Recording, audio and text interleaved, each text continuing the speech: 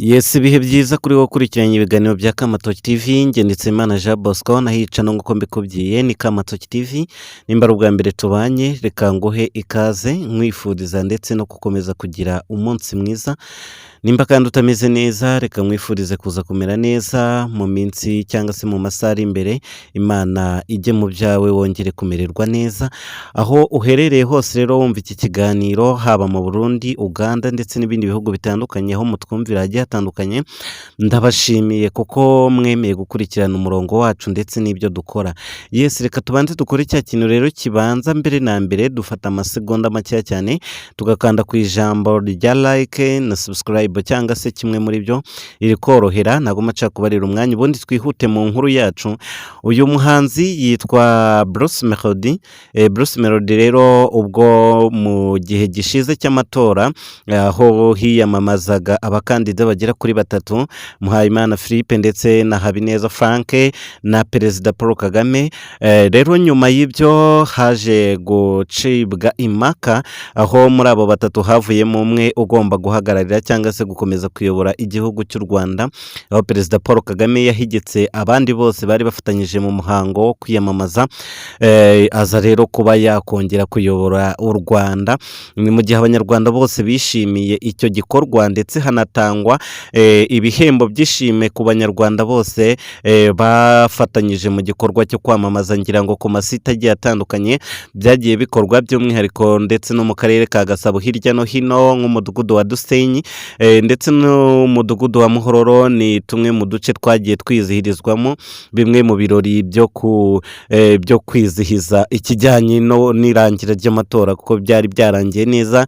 Ni ikintu cyo kwishimirwa rero, haba abaturage bose twagiye dufatanya mu kuzenguruka hirya no hino, ngira ngo abaturage bacu cyangwa se abantu mwese ngira ngo twagiye tubabona mu bikorwa byo kwiyamamaza, hari abo twagiye tujyana za Giheka, za Bumbogo n'ahandi hirya hagiye hatandukanye mu kwamamaza umukuru w'igihugu. Ngira ngo rero amashimwe ye twese yatugezeho, batagezeho ubwo byaba ari uburangare kuko ngira ngo umukuru w'igihugu yatanze budget ihagije yo gushimira abanyarwanda mu kongera kumugirira icyizere.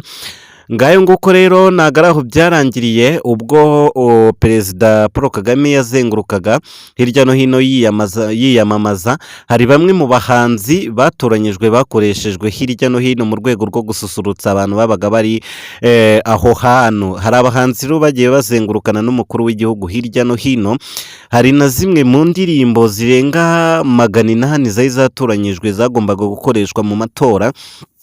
Ngira ngo komisiyo y'amatora yagiye yakira indirimbo nyinshi cyane zizakoreshwa mu gihe cy'amatora.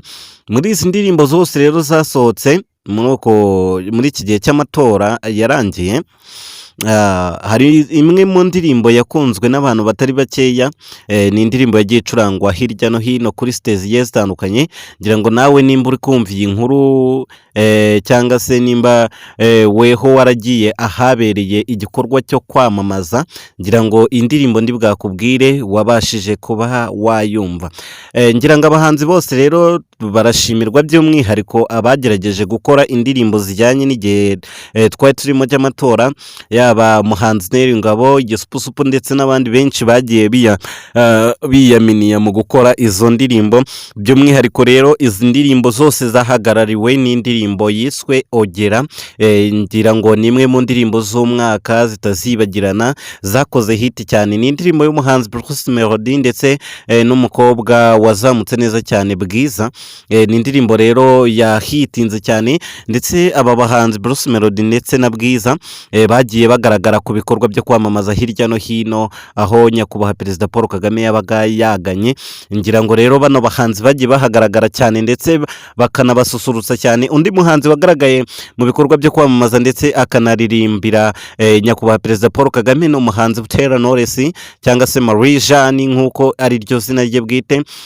Knowless rero nyuma y'ibihe binini cyane cyangwa se atagaragaza zimwe mu ndirimbo ze yongeye kugaragara mu gihe cy'amatora.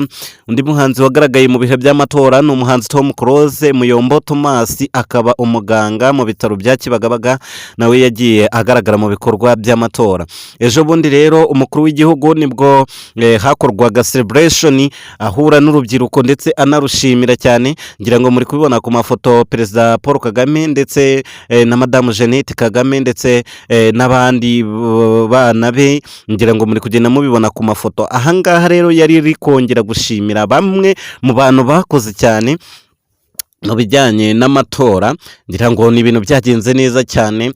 Ahangaha rero ndagaruka ku kijyanye n'abaperezida bamwe na bamwe bagiye bagaruka ku matora y'u Rwanda cyangwa se bagiye bayavugwaho, ariko ntabwo turi bubyinjiremo cyane, ahubwo reka twibande kuri uyu munsi ubwo nyakubahwa Perezida Paul Kagame yashimiraga by'umwihariko urubyiruko ndetse n'abandi bose bakoze cyane mu bikorwa by'amatora. Ngira ngo ahangaha Bruce Melody muri kubona ko bari kumukora mu ntoki ndetse bamushimira, ariko kimwe mu cyatangaje abantu ni indebo ya Bruce Melody ubwo yarebaga uyu mukobwa wa Kagame, ngira ngo ubwo yamusuhuzaga muri kubibona ku ifoto uburyo yamurebaga.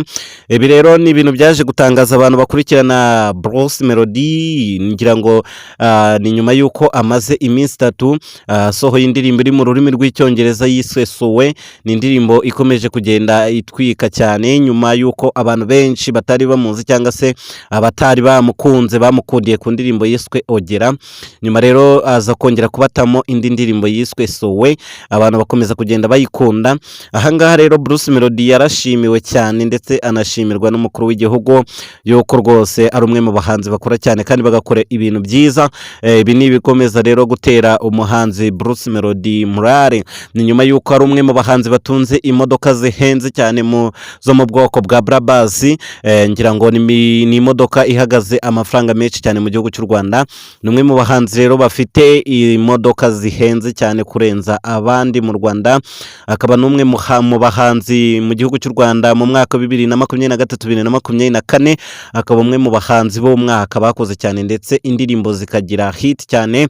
Nyuma yiwe rero haza umuhanzi Chris Easy nawe wazamutse cyane. Nyuma y'ibyo ngibyo abo bombi bakaba ari abahanzi bari gukora cyane ndetse indirimbo zabo zikagenda zikora cyane. Bruce Melody ni umwe mu bahanzi bagiye bakora hit cyane hanze y'u Rwanda ndetse agakorana n'abahanzi bakomeye cyane hanze yarwo. Ni nyuma y'uko umuhanzi The Ben ndetse na Ngabo Meddy bari bamwe mu bahanzi bari barakabye mu Rwanda, bari bafite abafana benshi cyane, ariko aba bahanzi nyuma yo gushaka abagore babo, Uwikeza Pamela akaba umudamu wa Tiger cyangwa se Mugisha The Ben, ubu ngubu bakaba bibereye mu munyenga w'urukundo, ariko ikijyanye n'indirimbo bikaba bitakiri kwitabwaho cyane cyangwa se ngo bazisore cyane.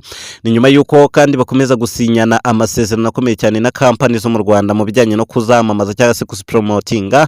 Umuhanzi Ngabo Meddy ndetse n'umukunzi we Mimi bakaba nabo bari mu gihugu cya Ethiopia hariya biziza bimwe mu rukundo rwabo cyangwa se binita ku mwana wabo maze kuba mukuru. Ubu ngubu akaba yaratangijwe amashuri, nabo bakaba batakivugwa cyane mu bijyanye n'indirimbo. Gusa Ngabo Meddy akaba yerutse gutangaza yuko atazongera guhanga indirimbo z'isi ukundi, akaba yarerekeje mu ndirimbo za gospel, aho yatangiye gusora zimwe mu ndirimbo zikomeye cyane. Iya mbere yasohoye yari yo gushimira abantu bose, iya kabiri yasohoye ayifatanyije na Dieu yari indirimbo yo gushimira cyangwa se yo gushimira Imana, bahise niyo ndirimbo. Abo rero ni bamwe mu bahanzi bari barakabye, ariko ubu ngubu ku ngoma y'ubu ngubu cyangwa se muri uyu mwaka 2023-2024 umuhanzi Bruce Melody akaba ari we muhanzi uyogoje abandi cyangwa se uhagarariye abandi mu gihugu cy'u Rwanda, akurikiranwa na Chris Easy.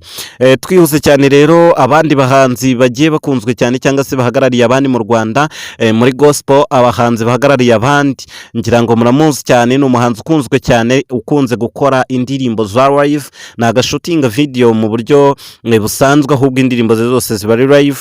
Ngiye kumubazi wa mbere rero uhagarariye abandi mu Rwanda mu ndirimbo zo kuramya no guhimbaza Imana ni Mbonyicyambu Eric. Mbonyicyambu Eric cyangwa se Israel Mbonyi niwe muhanzi uhagarariye abandi mu mwaka wa 2022 kugeza muri uyu mwaka wa 2024 twenda gusoza. Mbonyicyambu Eric akaba ari umuhanzi wa mbere ukurikiranwa n'abahanzi benshi cyane, hagakurikiranaho ku mwanya wa kabiri Vestina ndetse na Dorcas, ni bamwe mu bahanzi bakabye, ndetse tutibagiwe n'undi muhanzi James na Daniela. Mukomeze kugira ibihe byiza cawu cawu.